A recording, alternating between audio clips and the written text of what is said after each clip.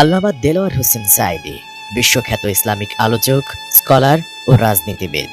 তিনি অন্যায়ের বিরুদ্ধে ছিলেন আপোষহীন। জালেমদের শত অত্যাচারে তিনি ছিলেন অবিচল। জীবনের শেষ 13টি বছর বহু কষ্টে কারাগারে কাটিয়েছেন। তবুও স্বৈরাচার জালিমদের কোনো ফাঁদে পা দেননি, জালিমদের বশ্যতা স্বীকার করেননি। 2023 সালের 14 আগস্ট রাত 8টা 40 মিনিটে হৃদরোগে আক্রান্ত হয়ে মারা যান তিনি।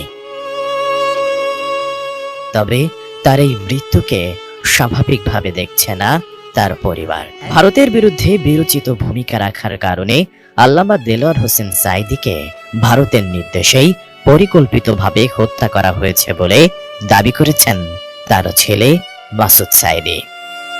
তাদের বিরুদ্ধে যুদ্ধাপরাধের অভিযোগ ছিল নাটক। মূলত ভারতের আগ্রাসনের বিরুদ্ধে বিরোচিত ভূমিকা রাখার জন্য তাদেরকে পরিকল্পিতভাবে হত্যা করা হয়েছে। সাঈদী পুত্র আল্লামা সাঈদী বলেন, কেন তারা আল্লামা সাঈদীর কণ্ঠ স্তব্ধ করতে চেয়েছে? এর কারণ ভারতীয় রাজনীতি ও অর্থনৈতিক আগ্রাসন যখন বাংলাদেশের ওপর চেপে বসত, তখন সবার আগে বাঘের মতো গর্জে উঠত আল্লামা সাঈদীর কণ্ঠ। আমি তার সন্তান হিসেবে বলছি না, ওই যে শুরুতে বলেছি।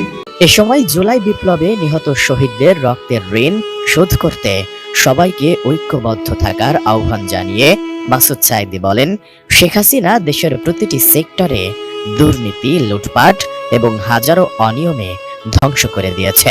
জুলাই অভ্যুত্থানের বীর যোদ্ধাদের ওপর নির্বিচারে গুলি চালিয়েছে।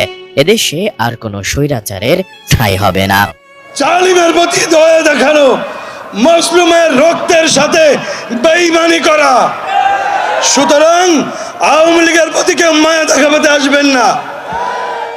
অনুষ্ঠানে মাসুদ সাঈদী বলেন, দেশের প্রশ্নে, স্বাধীনতার প্রশ্নে কারো মধ্যে কোনো বিভেদ নেই। যে বা যারা বিভেদ সৃষ্টির চেষ্টা করবে তাদের দেশের জনগণ ঘৃণা ভরে ইতিহাসের আস্থা করে নিক্ষেপ করবে। আওয়ামী লীগের ওই নতজান পররাষ্ট্রনীতি এই সরকারের আমলে আর এই ছাত্র জনতার গণ অভ্যুত্থানের বাংলাদেশে আর হবে না।